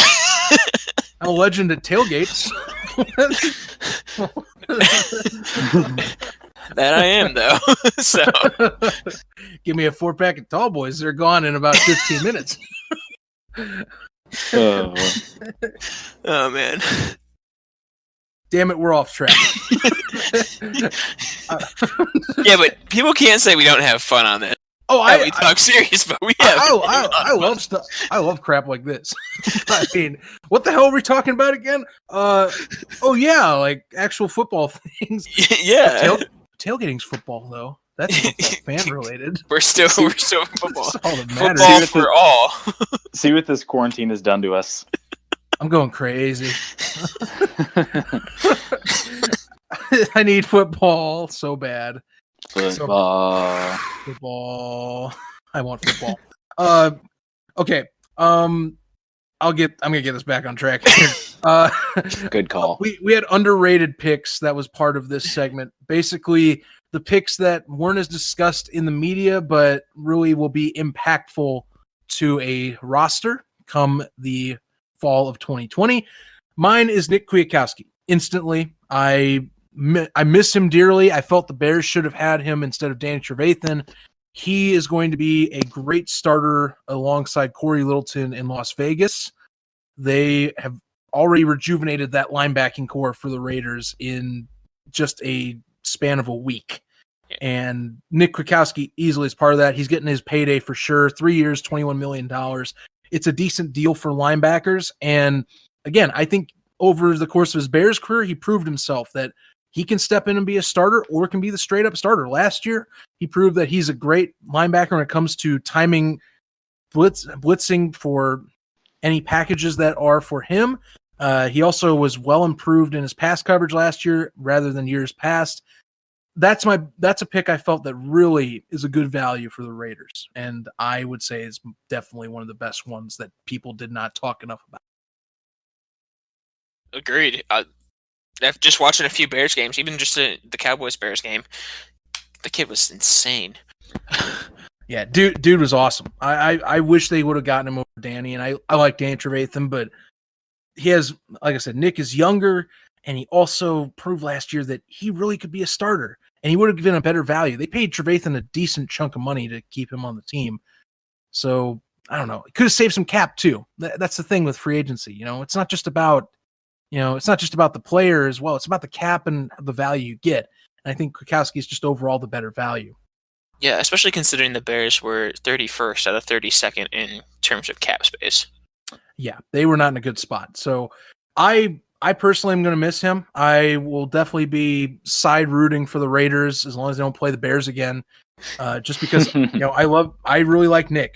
He's a good dude. Had a lot of great moments last year. Tony, who do you have in this segment? There's a few of them this year that especially 1-year deal ones that I feel could get a under the radar look. Yeah, actually, so I'm sticking with the NFC East, and there's actually 3 that the Redskins made that I thought went unnoticed. First and foremost, we all know who J.D. McKissick is, especially if you've played fantasy football. Peyton Barber, both of those signed 2-year deals with the Redskins. With an already crowded backfield, just the fact that they signed those 2-year deals. And then the Redskins also signed Thomas Davis, the former linebacker for the Panthers, to a 1-year deal. That should have been a little bit more of a splash because everybody was talking about how Thomas Davis was insane when he was in Carolina, and then last year I don't believe he actually had a team that he played for. And then just knowing everybody knew who he was 2 years ago, to now nobody's paying attention to him getting signed by the Redskins.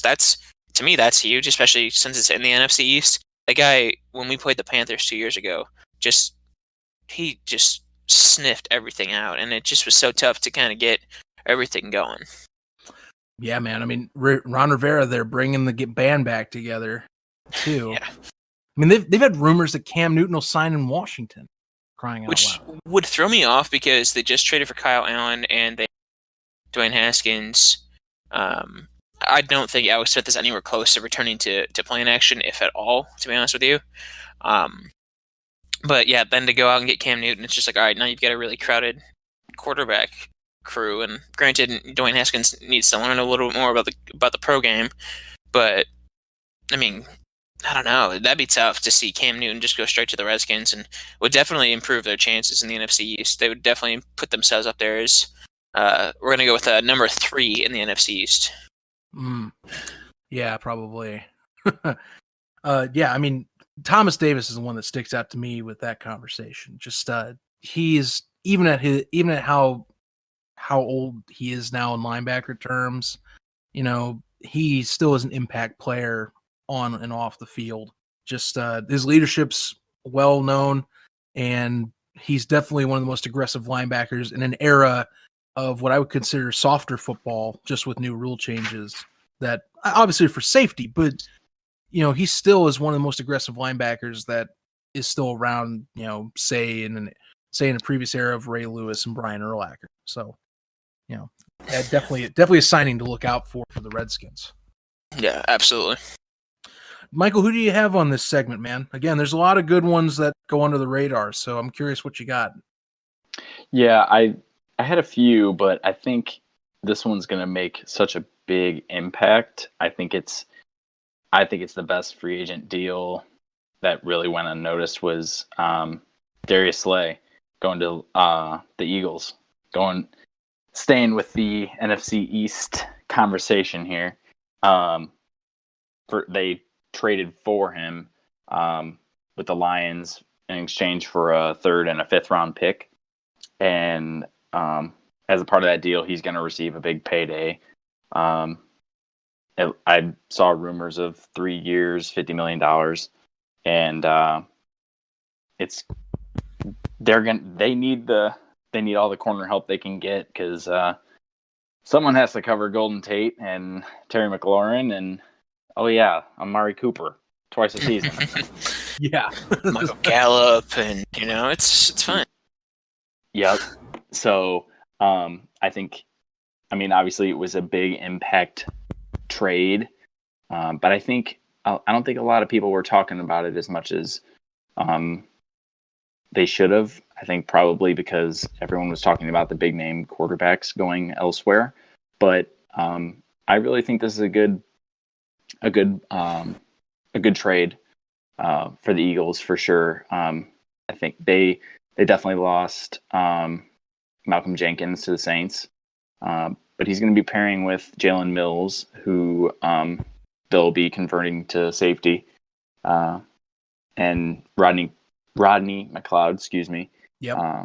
They'll have somewhat of a identity on defense now. I think they can add in the draft for sure. There's plenty of corner talent in this draft, and there's some depth at safety as well. So maybe they'll be able to sign someone for their secondary to improve their defense. So I think it was a much needed move for the Eagles.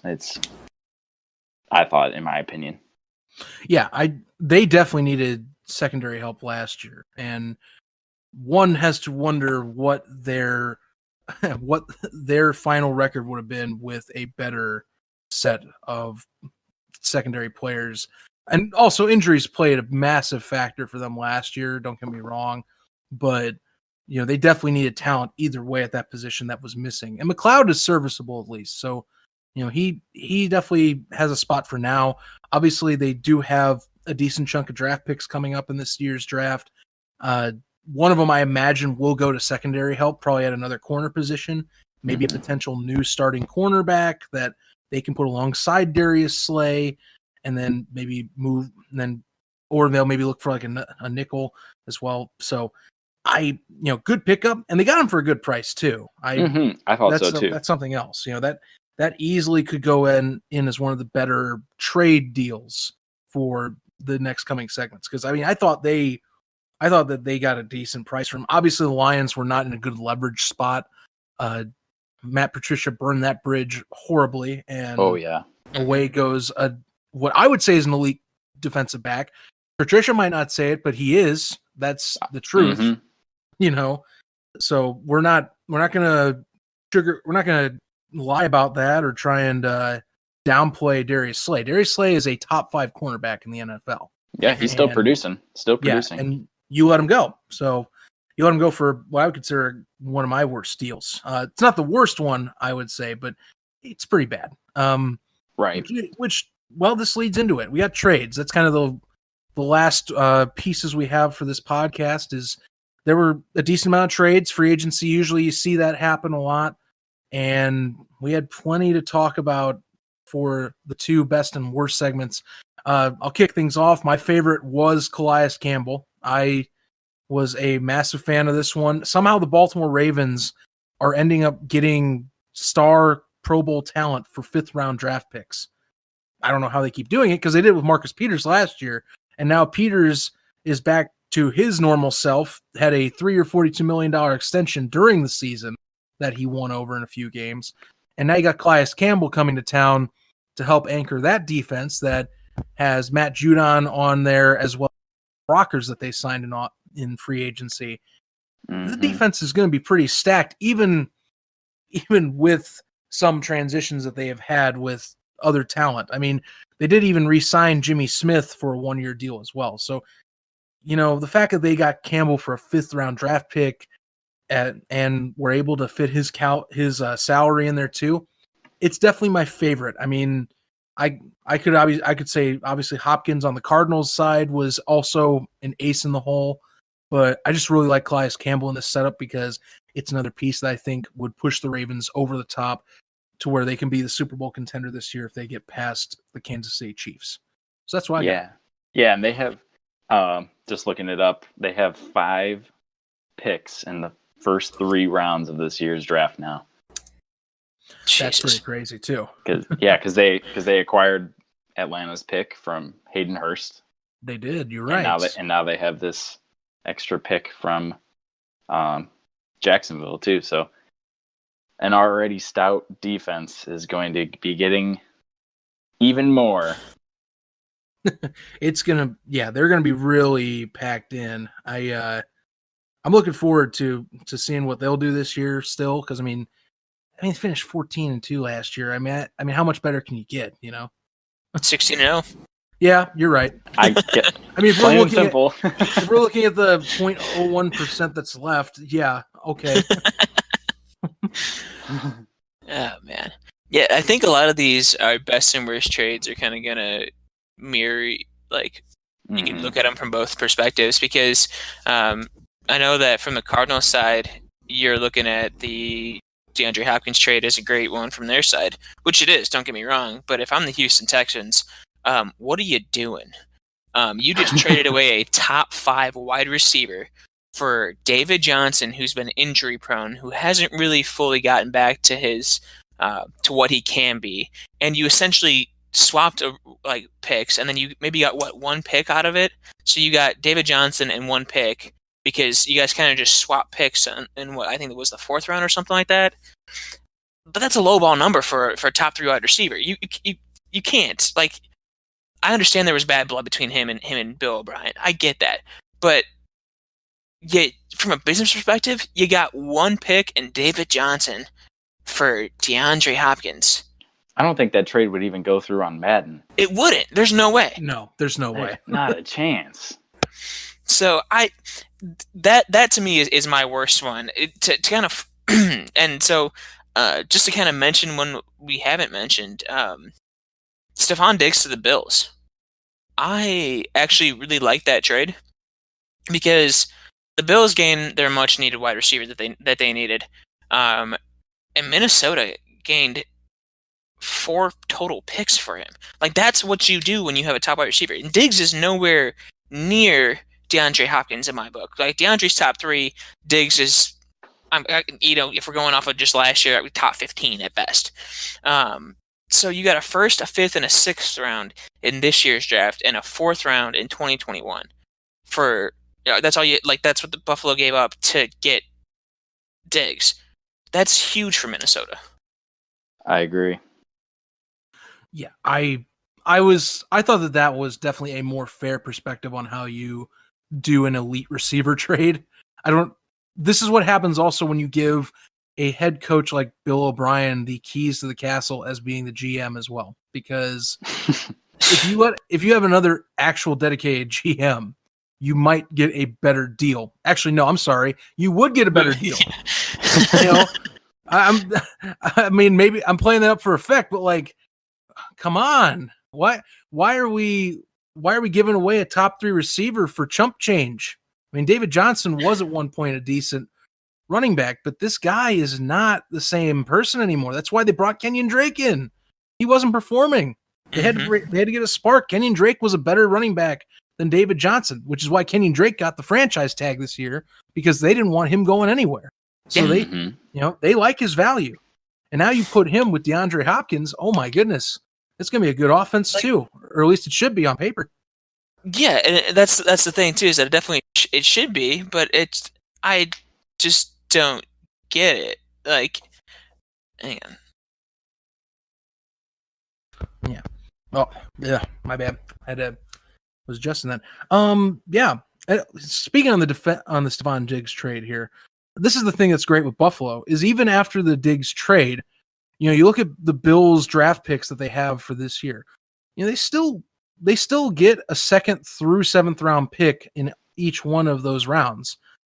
Totaling up to 7 picks, actually, 2 6th rounders in particular. But they have the 54th overall selection for the 2nd round, so they have to wait a little bit. But Diggs is worth a 1st round designation for his production.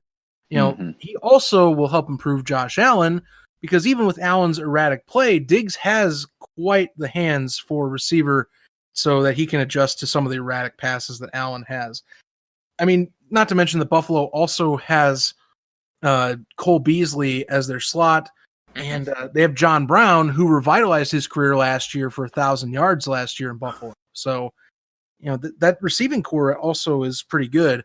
And right now, the Bills, in my opinion, are the favorite for the AFC East. They should be, unless Bill Belichick retools and he is the wizard that he is and wins the East somehow, or the Buffalo collapses under its own weight. But, you would think that they have the talent to do so. I guess we'll mash this together. Michael, what was your best/worst trade for this year or this free agent period? Okay, so since you kind of already talked about the best trade, my worst trade was piggybacking off of yours. The Jaguars trading Calais Campbell for a 5th-round pick. It just doesn't make any sense. Yeah, the flip side of the coin there. Exactly. Yeah, it's just you don't just give up that for a 5th-round pick. I know he is 33 years old, but he's had 31 and a half sacks the last 3 years with Jacksonville. That's some pretty good production from that old of a pass rusher, and he's going to that great Ravens defense already, and like you said, with Michael Brockers being paired with him and making them better, and it's questionable what Jacksonville is going to do next. Their defense was very poor even with him last year, so it's a big question mark. Like, what are they going to do in the draft? They have the 9th overall pick. Are they going to use it on a defensive tackle or what? It seems like that organization, along with Houston, just doesn't care for some reason. That division they just don't care for some reason, other than the Titans and the Colts, but it just doesn't make any sense. They're trying so hard to shed so much right now. Right. And I know it's tough, but that's just, I don't know. You just can't part ways with a guy like that. But wrapping that up, I thought and this could have been one of my best free agent deals that went unnoticed as well. I thought the best trade was actually DeForest Buckner to the Colts. I thought it was interesting to see that the Colts making that move, but it is a need for them. They traded with the San Francisco 49ers, mainly because San Francisco really could only pay one of the guys between Armstead and Buckner, so they chose Armstead and traded Buckner to the Colts for 1st-round pick, which is the Colts' 13 overall pick. So that's very appealing for San Francisco because now they have 2 1st-round picks, and one late and one early or middle kind of. But I think it was the overall trade was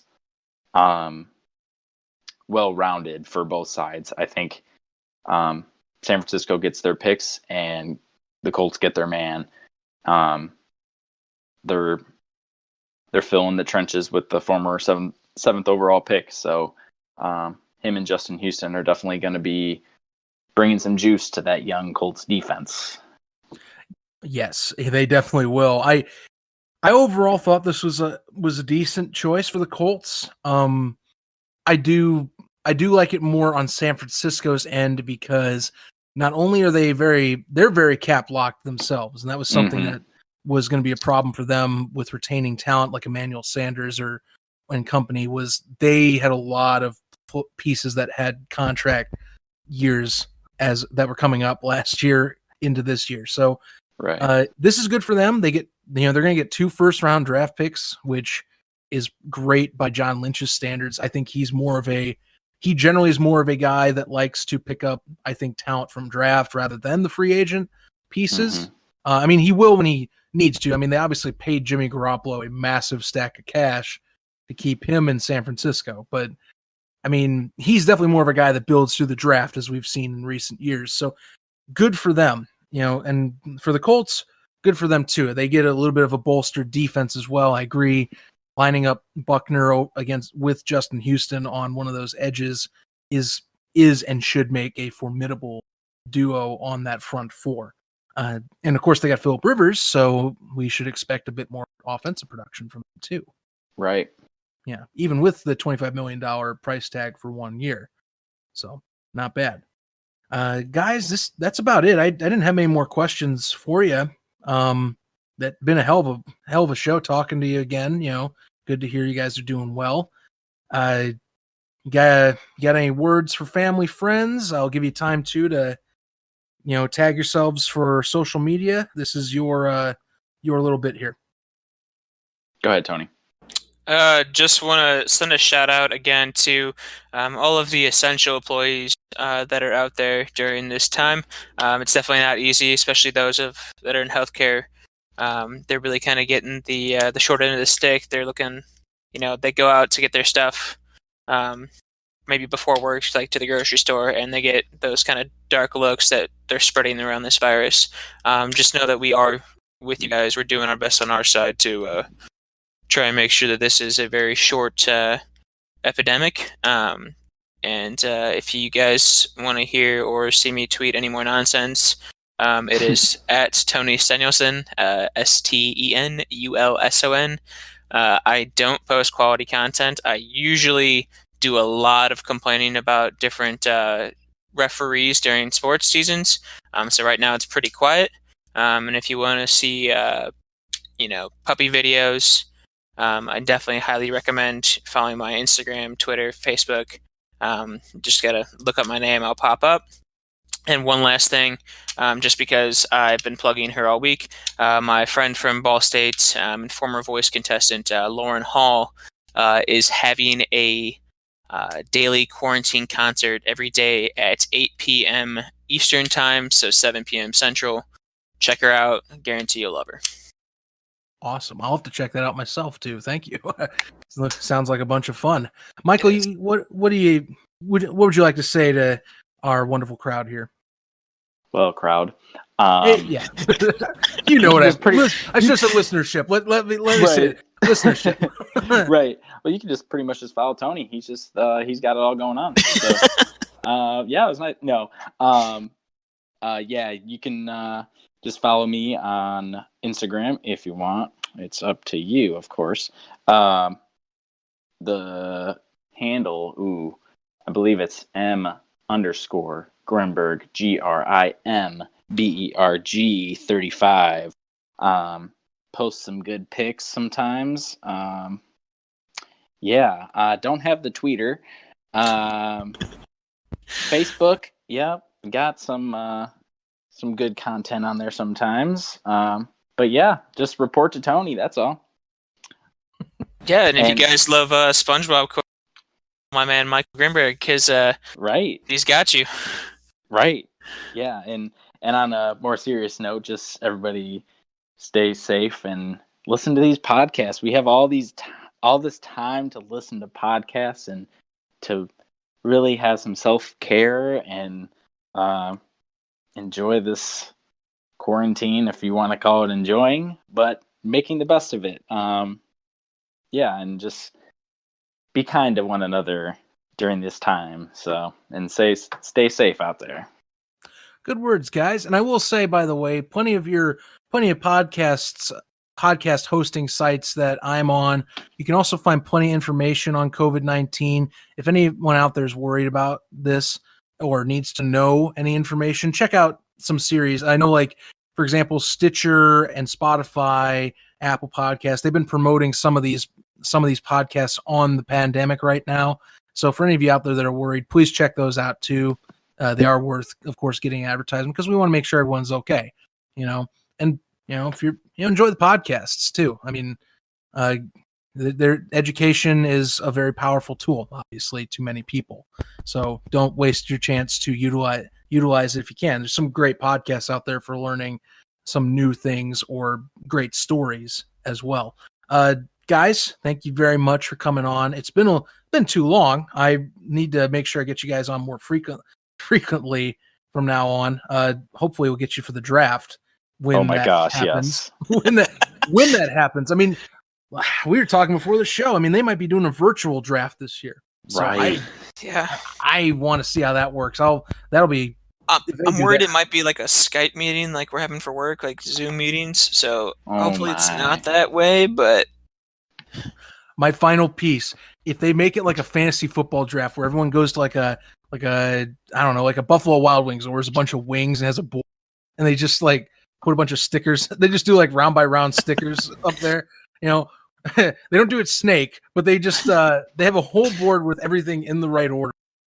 And you have Roger Goodell at the front of this long table going, all right, who's next? Oh, look at that. Buffalo's trading with Dallas for this fourth round for what? Okay. Wait, you said it again. You had too many wings in your mouth.